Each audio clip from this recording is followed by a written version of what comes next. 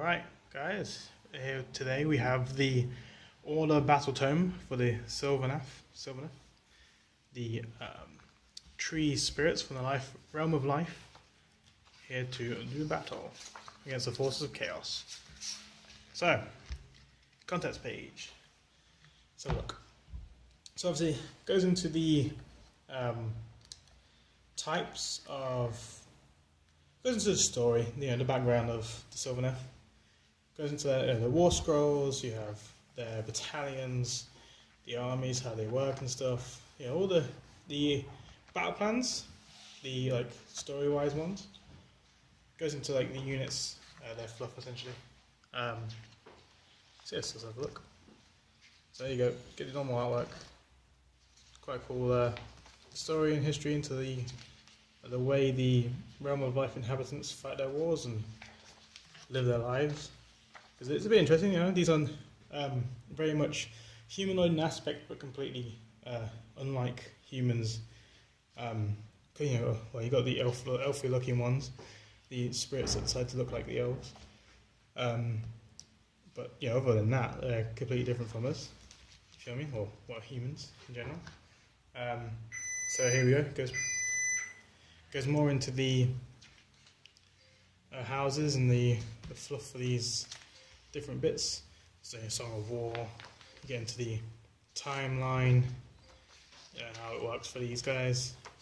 Then we get into the different types of armies, different types of houses. Here you go, so you have Aurelia, her group, the Gnarlroot, the Heartwood, the Oaken Brow, the Ironbark, Dreadwood, Harvest Boon and the Winterleaf. They're all different house types. Goes into the what Wargrove looks like. The outcasts, free spirits. These are people that aren't really holding to a lord, like a clan. And obviously, you've got your tree lords, you've got your households and stuff. Cool. Some more artwork. Here is the Oaken Brow Glade. They look pretty cool. Then we go into the Harvest Boon Glade. It's proper massive fight between the Bloodbound and the Forests, the Havens of the Realm of Life. Going to fight. Look quite terrifying, that one. Look at that guy. He's going for it. He's going to hit that guy with his staff. To get into the different types. You get into the different colour schemes for the forces. Then we go into the different types of units. So Aurelia herself, some tree lords and tree agents. Goes into the branch wraiths and tree revenants, which is branch wraiths and dryads.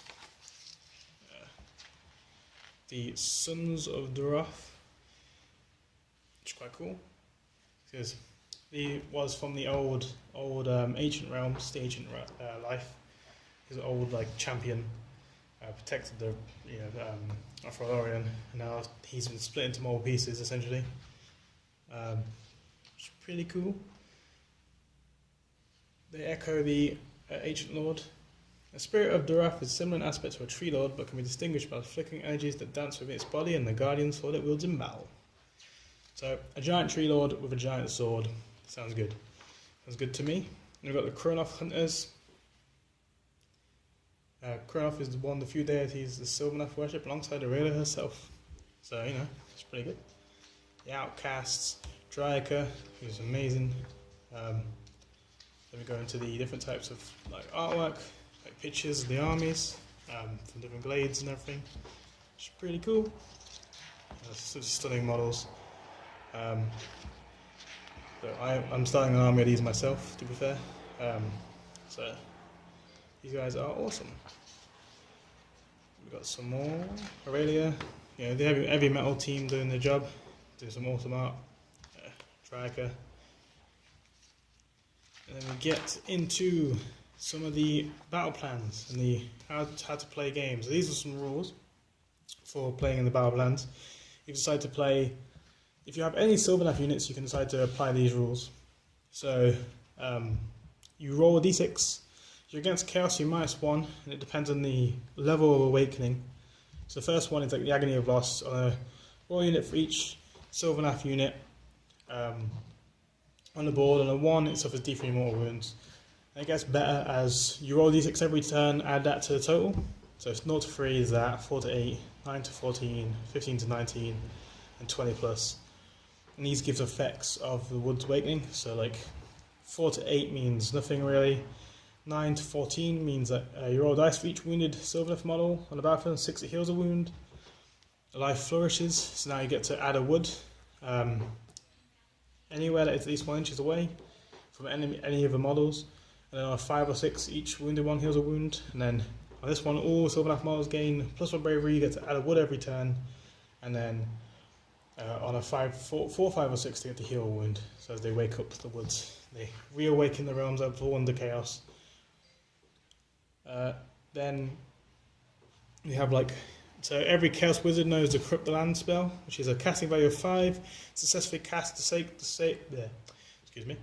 decrease the awakening level by 1, or if a D3 if the result of the casting roll is 8 or more. So you can lower it. In response, the Sylvaneth Wizards have the right of awakening, where you can do that in reverse. Where on a 5 up to casting value of 5, increase it by 1, or D3 if the caster is within 10 inches of a Sylvaneth Wildwoods. Which is pretty cool. And you get Triumph ones for specific ones for this. And then we have some of the times when the tree guys fought back, when the Sylvaneth fought back against Nurgle. This putrid land, which have obviously gone into gather back, return to normal, as much as you can after Nurgle's had his horrible way with it. And then another battle plan for the Sacred Glade. Well, this is the battle plan for the last battle. Teaches you how to play the game, essentially playing a narrative sort of game against the forces of Nurgle for the Sylvaneth. Go into battle where the Aurochs are fighting the Sylvaneth, and then goes into another fight for that. Gives you the battle plan. This time it's Striker fighting them. Then you get into Nature's Wrath, which is where Aurelia comes out to play. Fights some demons and stuff, which is good. This looks really cool. I'm going to have to give this a go. And then we get into rules for using forces of the Sylvaneth in the game. So if you take all models in your army are Sylvaneth, you gain these rules for taking that allegiance. So obviously you get battle traits, command traits, artifacts of power, spell lore, and your named characters can't have, so Aurelia and Dryaka can't have artifacts or command traits, but everyone else can.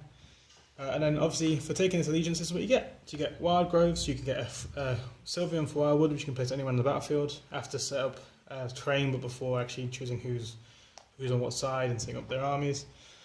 You can decide to basically teleport in through, use the forest ways to take your army in, using that. You can use the woods to move around, which you roll on this chart when you do that. And you got your command traits. So you pick one, or you can roll randomly. Which are these ones just over here. So you can have +2 to this chart, which on a 1 you do nothing, 2 to 5 you can't move, and then 6 up you can still move again, which is pretty cool after moving across the board. You can have Gnarled Warrior, keep general rolls. When you make save rolls for your general, ignore the enemy's rend unless it's -2 or better, which is kind of cool. And you got other ones like that on, and then this is a new thing. So you specifically get a spell lore for taking the Sylvaneth. So you have Throne of Vines, Regrowth, Verdant Blessing, which literally just allows you to make a forest, which is pretty cool. The Reaping, the Dwellers Below, and Tree Song. So you've got some really cool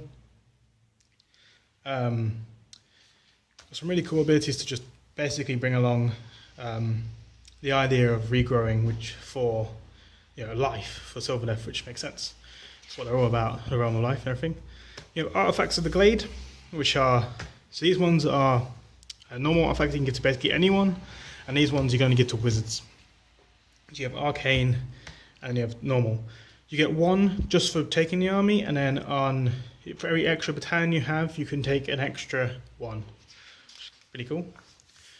And here we go, a bit of tip pad to collect, a bit of what a Wargrove and stuff looks like. Basically they're military, essentially, types. Like, these are the top, and then it goes down. And then you get into like battalions, which obviously tells you what benefits you can take for taking certain armies. Like Sylvaneth, Free Spirits, 1 son of Dorath, 3 units of Craft Hunters give you Swift Vengeance. Like Lords of the Clan, Household, Forest Folk, Outcasts, Sylvaneth, Wargrove. And then we get into more. These ones are like a theme, essentially. So if you want to specifically go around a specific Wargrove, in this case it would be Oakenbrow, you must take at least 1 Lords of the Clan battalion. Must contain 2 to 6 Tree Lords instead of 1 to 3, which is not bad. But then you may include these additional battalions and any additional units. And if you do include the maximum number of battalions, you get the Mighty Wildwood ability, which is this one. Because this is a normal Wargrove, these are specific ones. Then they give you specific abilities, depending on which one you go for. So obviously they kind of theme around a specific thing. So in this case it's Tree Lords, so Tree Lords get better.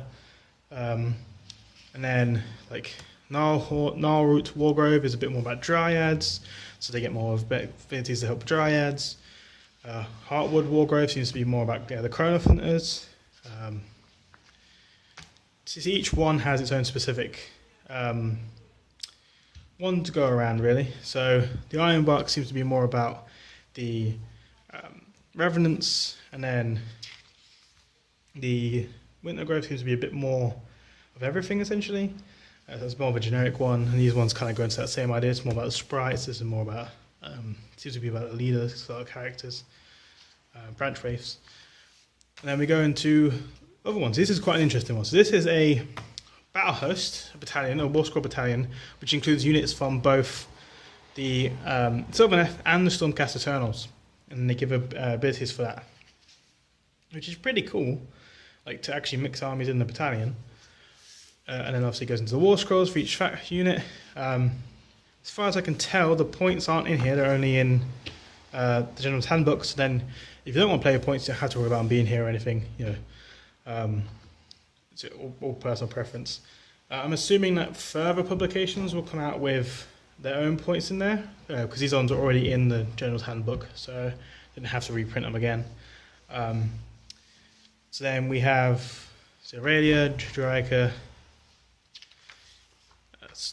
Spirit of Dorath, Tree Lord Ancient, Tree Lord, Branch Wraith, Branch Witch, Tree Revenants, Spite Revenants, Dryads, Chronoth Hunters, and then get into Sylvaneth Wildwood, whichever one should pick some of these up, and then some rules, the usual rule pages, and then there you go. That's the Sylvaneth book, which is pretty good if you ask me. I'm going to be playing these guys because they're awesome looking models. But I think the Battletome is definitely worth picking up. Gives you all your rules in one place. Gives you some story. Gives you some inspiration for armies to paint and which ones to choose. Gives you all the battalions and stuff.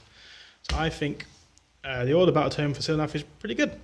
And I look forward to playing in the Realm of Life against vile forces of Nurgle. It should be good. Cheers guys, signing out. See you later.